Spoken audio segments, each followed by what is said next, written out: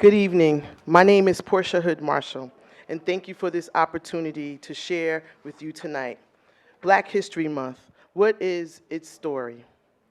Dr. Carter G. Woodson began Negro History Week the second week of February in 1926, which became Black History Month, now celebrated during the entire month of February. Woodson was born to slaves in December 1875 in New Canton, Virginia.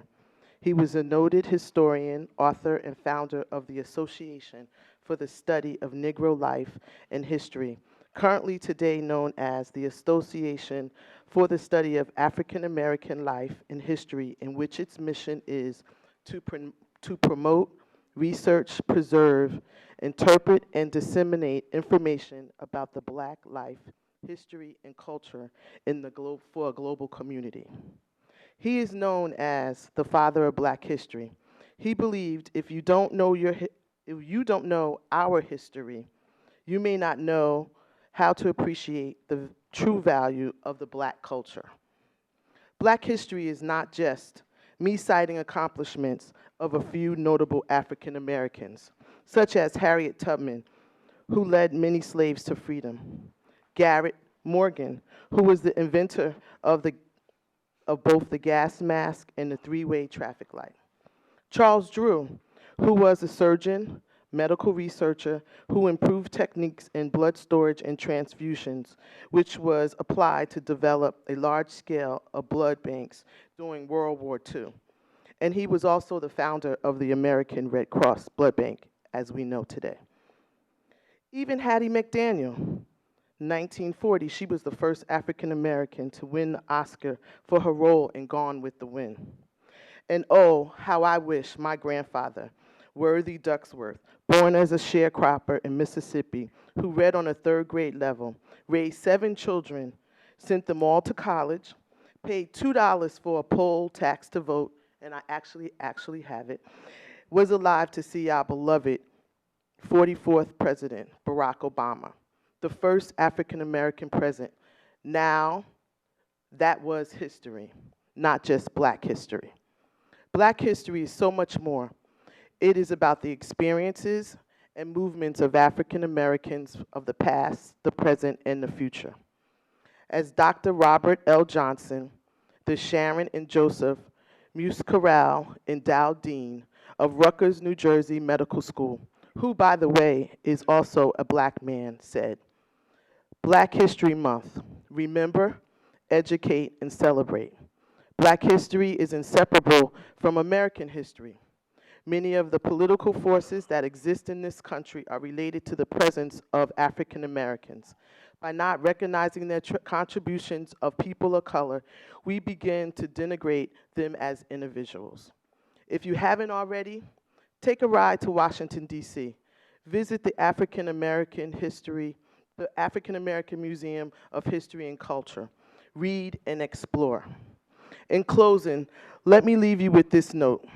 Black history should not only be celebrated just in one month and just by African Americans, but should be a part of everyday knowledge, celebrated by everyone. And let us continue to tell our story through music. Thank you.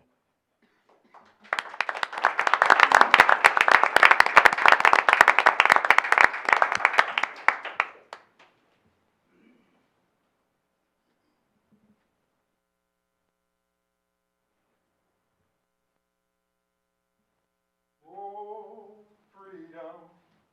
Oh, freedom. Oh, freedom over me.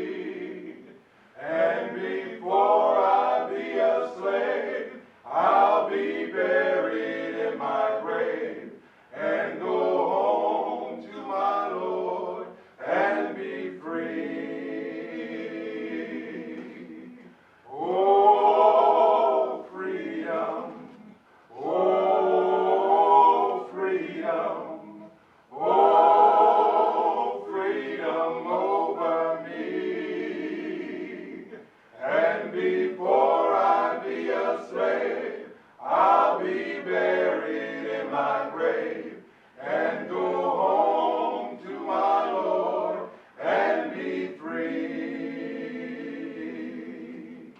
No more weeping, no more weeping, no more weeping over me.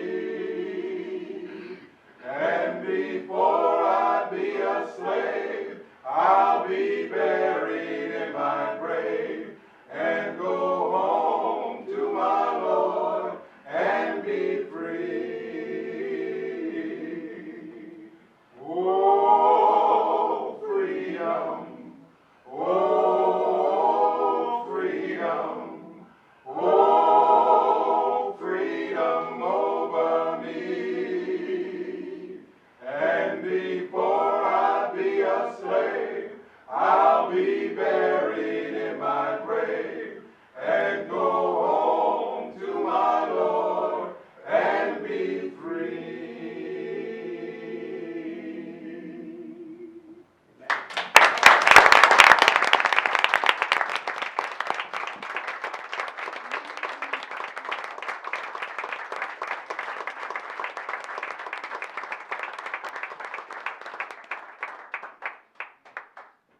Violet Johnson, 1870 through 1939, a woman of vision, faith, and service. My name is Miles Blackley, and I am a student at Lawton C. Johnson Summit Middle School, and I'm here for a few minutes to share her story, history, Black history in Summit. Violet Johnson was born in Wilmington, North Carolina in April 1870.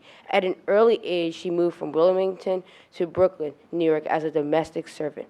While in Brooklyn, she joined Concord Baptist Church, led by Reverend William T. Dixon, president of the New England Baptist Missionary Baptist Church Conference. When her employer and his family moved to Summit, New Jersey, Violet moved with them. She was 27 years old. Within a year of her arrival in Summit, Violet helped to found the Fountain Baptist Church. Her influence and leadership remained a driving force with the church and community through the remainder of her life. In the early years, the years of adversity, Violet was a pivotal force in keeping the fledgling fellowship together. Her indomitable spirit and organizational abilities were visible in every area.